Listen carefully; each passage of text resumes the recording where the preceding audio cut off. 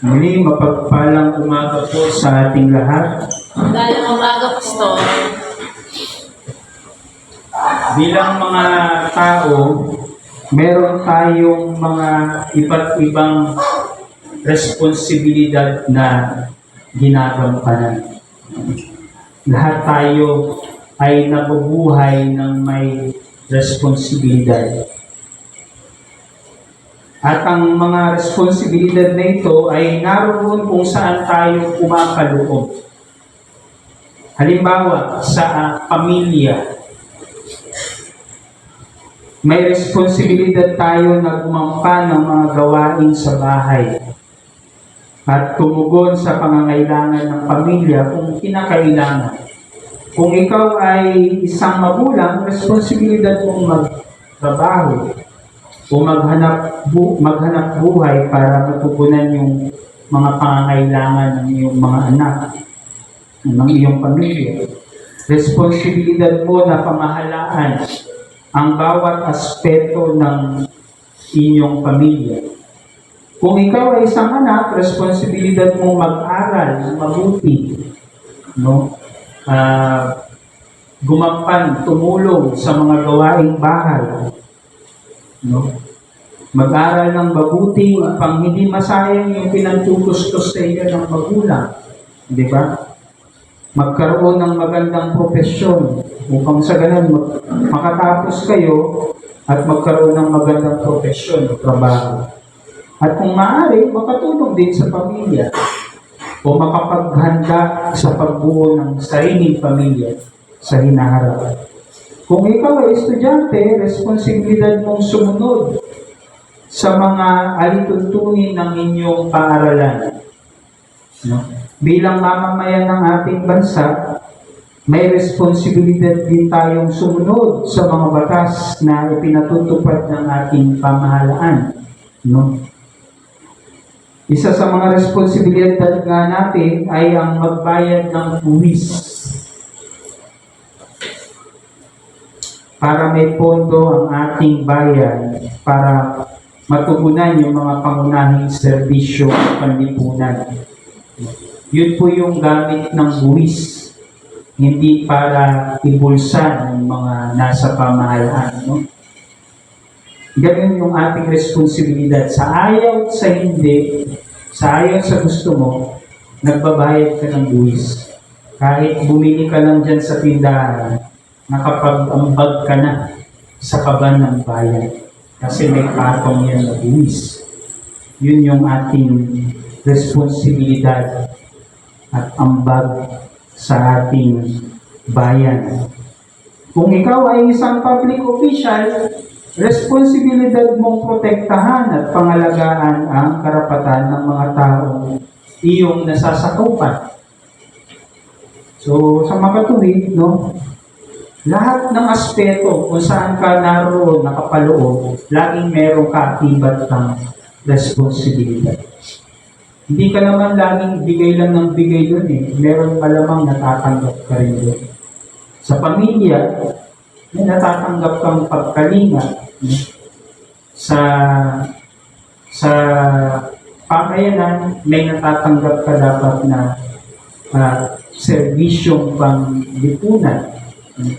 Sa eskwelahan, may natatanggap kang karunungan o paghubog ng iyong kaisipan. Kapag ikaw ay sasakay sa jeep, sa bus o anumang pampublikong sasakyan, meron ding responsibilidad. No? Kailangan mong magbayad ng pamasahe. Hindi ka pwedeng mag 1, 2, 3. Alam mo yung 1, 2, 3? 1, 2, 3, takbo. Uso sa amin yung dati, nung bata kami.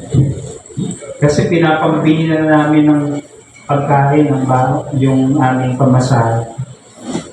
No, kapag ikaw ay bibili, ganun din, kailangan mong magbayad ng ayon sa halaga ng iyong napamili. Kung 50 pesos yan, 50 pesos. Bahala ka na kung gusto mong keep the change. Diba? Anong ibig kong sabihin sa mga sinasabi kong ito? Ang punto ko lamang po dito, mga kapatid, bilang mga individual, tayo ay nag-ooperate sa mode na giving to each what is due.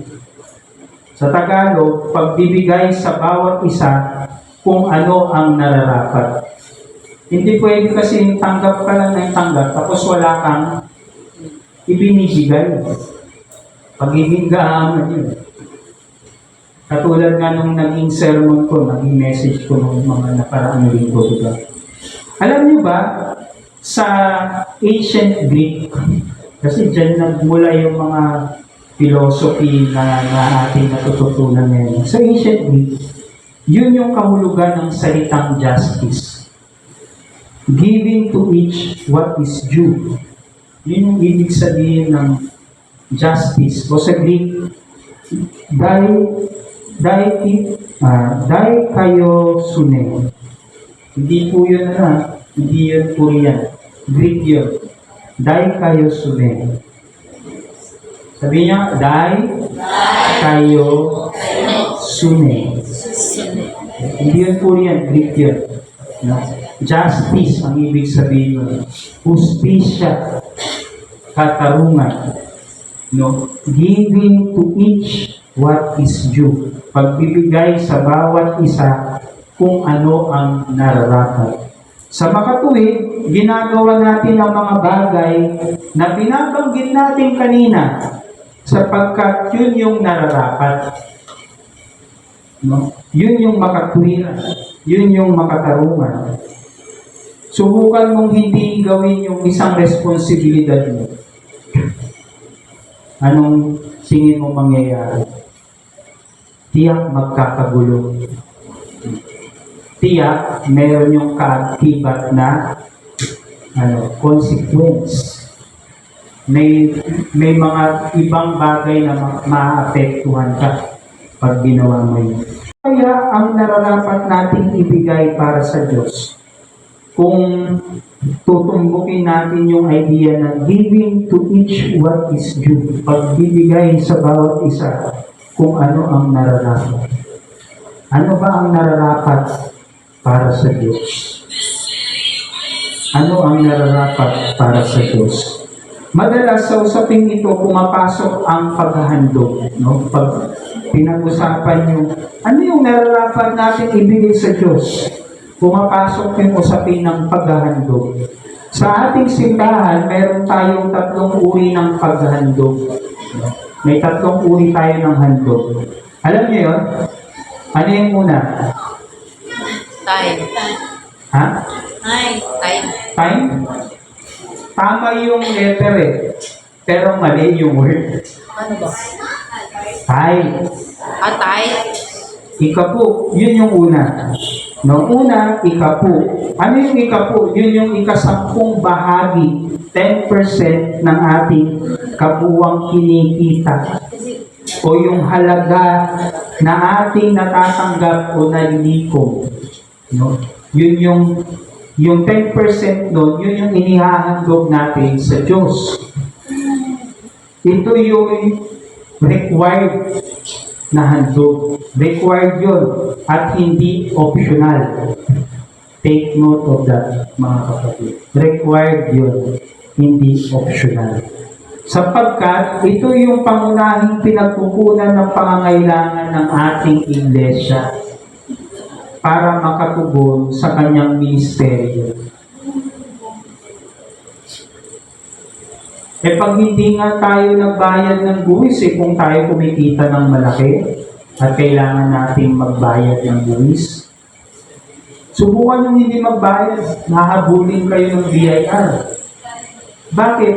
Kasi hindi na maintain o natutugunan yung dapat sanang pondo na kailangan. Ganun din sa simbahan. Kailangan meron tayong mekanismo na magiging stable yung ating resources. Kaya siya required, mga kapatid. Kasi para mas stable yung ating source, yung financial source natin. So, una, tithe. No? Pangalawa, Ano? Tiren? Karen? Hindi. Pangalawa, offering. Alay. No? Yung alay o offering, ito yung kusang loob na handog. Hindi kailangan regular, hindi rin sapilitan. Ito yung sinasabi ni Apostol Pablo sa 2 Corinthians 9:7. Hindi yun tithing. It's about offering. Magkaiba yun, mga kapatid. No? Hindi yun tungkol sa pag-ikapo. Ang sinasabi ni Apostol Pablo dun sa 2 Corinthians, offering. Kasi kusang loob eh. At saka yun ay extra mile. No? Higit pa doon sa nire-required sa'yo. So doon nasusukat yung pagiging generous mo. Pag nag-extra mile ka. So, tithe, offering, ano yung ulit? Service. Yes, Pastor. Pwede rin yung service, no? Pero ang pinag-uusapan natin yung financial matter or material, no? Yung pangatlo, pledge. Kaya, ganyan. Boys. Pledge. Pangakong handog.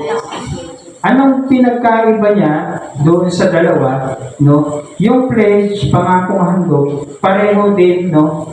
Isa din siyang kusang loob na handog. Ang kinaiba niya lang sa offering, maaari itong maging regular. Halimbawa, every month or every Sunday. O isang bigayan, pwede rin siyang isang bigayan. Pero may specific siyang pinaglalagyan. Kunwari, ito, pledge ko to para sa renovation ng church. Ito para sa pagkain tuwing may fellowship ng youth. Pledge yun, mga kapatid. No? Depende sa pasya ng nagbibigay. Bilang mga kaanib ng iglesia, pinakamahalaga ang pagbibigay ng ikapo. Kasi yun yung required. Minsan kala natin, okay lang, natutugunan naman yung pangangailangan ng church. So, okay lang na hindi magbigay minsan ng ikapo. Hindi na siya ikapo. Ang purpose ng ikapo, para ma-maintain, maging stable yung ating source, yung financial source natin. Kaya minsan nagtataka kayo, ang daming hinihingi pa rin sa atin ng simbahan. Kasi minsan, pag tinignan nyo, yung pagbibigay natin ng ikapo, hindi rin kasi faithful. Kaya napipilitan pa rin tayo na kumuha, magkaroon ng mga stewardship program para makalikom ng dagdag na pondo. Pero subukan yung maging faithful sa pagbibigay ng ikapo. Makikita nyo kung gaano ka stable siya. Mas practical. Hindi mo kailangan mag-extend. Hindi kailangan mabigatan ng iba. No, deficit na naman tayo. Sige na nga, magdadagdag na lang ako ng offering. Nagiging pasayang patuloy ng iba yung dapat sanang pinapasan ko. Yun yung diwa nun makikita natin sa, yun yung diwa ng ating pagkakapatiran. Makikibahagi tayo sa burden ng bawat isa. No? Tandaan natin mga kapatid, no, na napakahalaga nung ikapo. Kaya nga sa Malakias 3:6-12, yung nabasa natin kaninang teksto, isa sa dahilan ng galit ng Diyos sa mga Israelita ay ang hindi nila pagbibigay ng ikapo. Para kay Yahweh, isa tong pagnanakaw sa Kanya. Ganun kabigat yung paratang ng Diyos sa mga taong iyon na hindi nagiging tapat sa Kanya. Pagbibigay ng ikapo. Bakit? Siguro isipin niya, napaka-harsh naman ng Diyos. Bakit 10% lang na hindi ko maibigay, pinagnakawan ko na agad. Yung iba nga, mas malaking ninanakaw. Pero isipin nyo ito, lahat ng kinikita nyo, galing sa Diyos yan. 10% lang yung hinihingi sa inyo. Sinong gusto ng 100 pesos ngayon? 100. Ayaw nyo? Gusto ko. Kailangan ba itaas yung kamay? Oo. Oh, Gusto mo ng 100 pesos? Wala akong 100 pesos eh. ay! Pero kung bibigyan ko kayo ng 100 pesos, anong ang 10% nun? 10 pesos. 10 pesos. Okay lang ba na ibibigay mo sa akin yung 10 pesos? Opo, basta ibigay niyo sa akin yung 100. Okay lang. Hindi mabigat sa loob. Hindi mabigat. Kasi may 90 pa ako. Kasi may 90 ka, di ba? Eh bakit hirap na hirap tayong magbigay ng 10% sa Diyos? Kung titignan natin sa ganung perspektibo, hindi naman dapat siya mabigat sa loob. Hindi kasi siya ganung kalaki naman. At unang-una sa lahat, ang Diyos ang unang nagbigay. Hindi nagde-demand sa atin agad-agad ang Diyos. Merong purpose yun bakit kailangan natin magbigay. May paglalagatan. Ano yung galit ng Diyos eh? Kasi hindi maintindihan ng mga tao nung hindi nagbibigay ng ikapo sa kanila. Sabi niya, nanakaw kayo sa paraan ng hindi pagbibigay ng ikapo. Kaya yung utos niya, doon sa verse 10, dahil hindi nyo ng buong buo ang inyong mga ikasampung bahagi sa tahanan ng Diyos upang matugunan ang pangangailangan ng aking tahanan. Kasi sino bang magtutulungan? Tayo din eh. Kaya nga sabi ko sa inyo, itrato nyo yung simbahan bilang pangalawa nyong tahanan. Yun yung utos ng Diyos. Dalhin nyo yung buong buo, yung ikasampung bahagi, walang bawas, walang labis, walang kulang. Subukin ninyo ako sa bagay na ito, sabi niya. Kung hindi ko buksan ang mga bintana ng langit at ibuhos sa inyo ang masaganang pagpapala. Alam niyo yung damdamin ng Diyos dito? Parang sa inis niya, gusto niya nang magmalaki. Sige, subukan niyo ako. Kung hindi niyo masubukan yung katapatan ko sa inyo, yung aking generosity. Di ba? Dapat nga mahiya tayo eh. Kasi una nang nagbigay ng Diyos sa atin. Pero papasaganahin niya pa rin tayo kapag tayo nagbigay sa Kanya. Kung ano yung hinihingi niya sa atin. Yun yung pangako ng Diyos. Tandaan natin mga kapatid na ang pag-ikap po ay isang praktikal na mekanismo ng Iglesia sa pagiging katiwala ng ministeryo ng Panginoon. Ngunit dapat na tignan natin ito na hindi sa kaisipan na pinipwersa tayong magbigay, kundi sa kaisipan na nagbibigay tayo para sa ministeryo ng Diyos sapagkat ang Diyos ang siyang unang nagbigay, unang naghandog ng kanyang sarili. Pero tandaan nyo, remember that this is only the least thing we can give to God. Ang bigat na nga, Pastor, yung 10% yung 10% eh, tapos yung pa pala yung least. Ano yung dapat na nararapat sa Kanya? Para kay Jesus, ang lahat ng bagay sa mundo ay para sa Diyos. Yun yung katuruan na binibigay ng ating Panginoong Hesus sa kanyang mga alagad. Sa Marcos, Kabanata 12, talata 13 hanggang 17, nabasa natin na minsan sinubok ng ilang Pariseyo si Jesus. Sabi nila, Guro, nalalaman po namin kayo'y tapat at walang kinikilingan. pantay-pantay ang pagtingin nyo sa lahat ng tao at tinuturo ninyo ang tunay na kalooban ng Diyos para sa tao. Mabulaklak yung mga sinasabi ng mga Pariseo. Pero etos lang yun. Etos lang yun sa kanila. Sapagkat alam natin na ang tunay na pakay nila ay pulingin si Jesus sa kanyang pananalita upang magkaroon sila ng dahilan para siya'y dakpin. Tanong nila, lapag po ba sa kautusan ang magbayad ng buwis sa emperador? Dapat po ba kaming magbayad ng buwis o hindi? Ngunit alam ni Jesus ang tunay nilang pakay. Kung paanong tusos sila, mas tusos sa kanila si Jesus.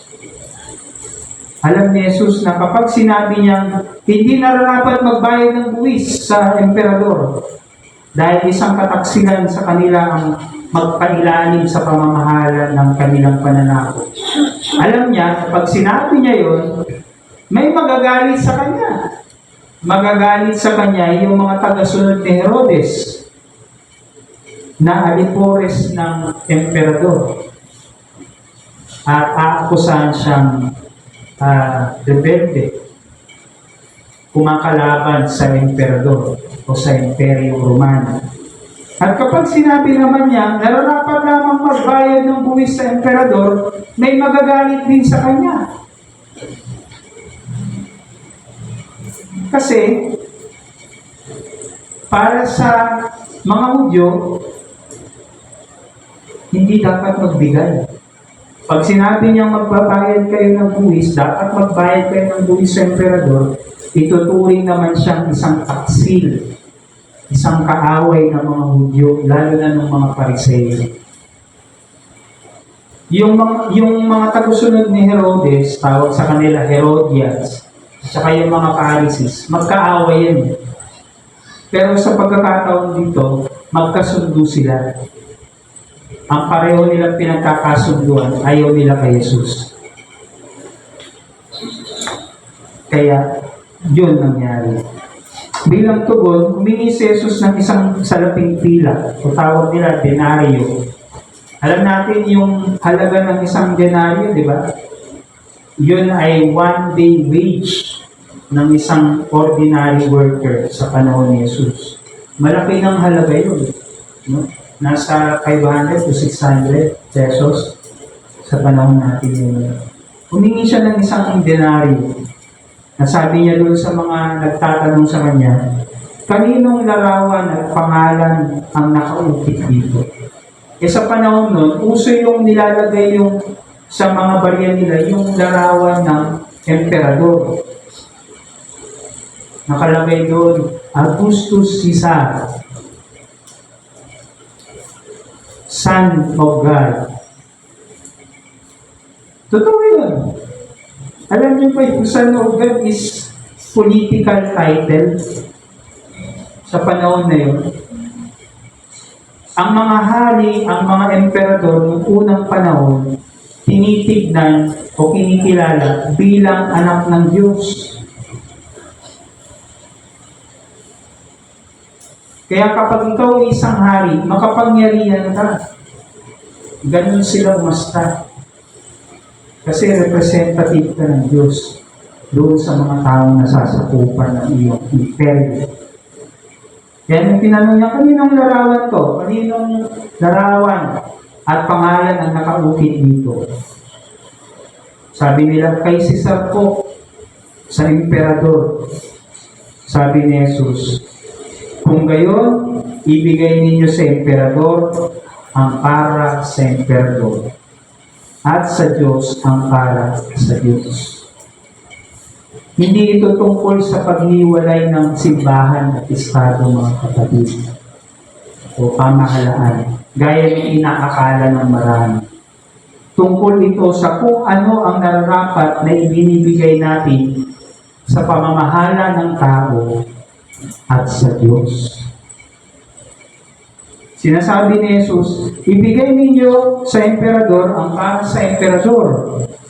sapagkat may tungkulin tayo sa pamahalaang itinakda ng Diyos sa pamamagitan ng taong bayan. Para rin yun sa kapakanan ng nakararami. So, ibigay mo kung ano yung nararapat, pero huwag kang susobra. Huwag sa punto na parang ibinibigay mo ng lahat. Bakit? Kasi, yung pinakadiin ng sinasabi ni Jesus, naroon sa ikalawang bahagi. Sabi niya, no, ibigay nyo sa Diyos ang para sa Diyos.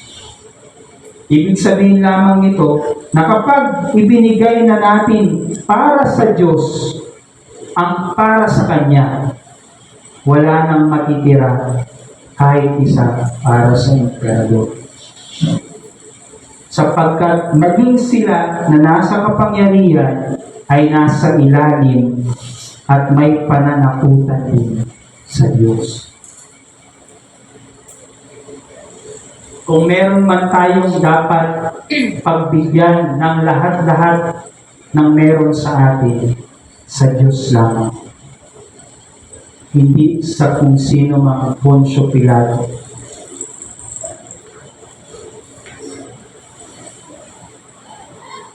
Giving what is due to God means giving all that belongs to Him. All, hindi some. Kaya nga, isang mabuting modelo yung pagbibigay para kay Jesus. Mabuting modelo ng pagbibigay para kay Jesus. Yung paghahandog ng babaeng balo sa templo, naalala niyo yun? Sapagkat binigay niya yung lahat ng meron siya. Na barya man yun, kakarampot na barya, pero yun na yung lahat niya. Hindi yun 10% lang. Lahat. Yun kasi yung meron sa kanya. Yun na lang yung meron sa kanya. Giving what is due to God means giving your life as living sacrifice to God. Ibig sabihin, mga kapatid, no, na ibig sabihin labang din nun ay ipinapasailalim mo ang iyong buhay sa pamamahala ng mapagpala, mahabagin, maibigin, at mapagkalingang Diyos. Kaya nga ganito yung pakiusap ni Pablo sa mga mananampalataya sa Roma. Sabi niya, kaya nga mga kapatid, alang-alang sa masaganang habag ng Diyos sa atin, ako'y nakikiusap sa inyo na ialay ninyo ang inyong sarili bilang isang handog na buhay, banal at kalugod-lugod sa Diyos. Ito ang karapat-dapat na pagsamba ninyo sa Diyos. E paano tayo makapagbibigay ng lahat kung hindi pa natin matutunan magbigay kahit nung kapiraso? Yun yung minsang problema, no? Pero lagi nating tandaan, mga kapatid, giving is the greatest expression of love. Sabihin nyo nga, giving is the greatest expression of love. Sa lahat ng aspeto, ano man yung mga bagay na pinagkakaloob mo, basta nagbibigay ka, that is the greatest expression of love.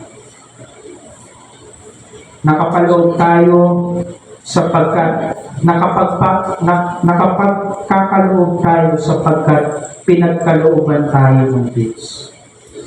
Ngunit maaaring hindi rin tayo magkaloob kahit na pinagkakalooban tayo ng Diyos. Maraming ganun. Pinagkakalooban naman siya ng Diyos, pero hindi siya nagkakaloob. Hindi niya magawang magkaloob. Alam niyo ang pinagkaiba kasi nun, mga kapatid? Ang pinagkaiba lamang ng dalawang ito ay yung kakayanan nilang magmahal. At kung hanggang saan yung kaya nilang isakripisyo sa pagmamahal sa Diyos. Kung hindi ka marunong magmahal sa Diyos, mahirap talagang magbigay. Kung hindi ka marunong magmahal sa iyong kapwa, hindi ko sinasabi lang dito yung romantic kind of love, hindi mo rin magagawang magbigay para sa iyong kapwa. Tandaan niyo mga kapatid, nakakapagbigay lang tayo sapagkat nagbigay ang Diyos sa atin. Pero magagawa lang din natin magbigay kapag natutunan natin magmahal. Ang hamon sa atin mga kapatid ay ibigay ang lahat ng nararapat para sa Diyos.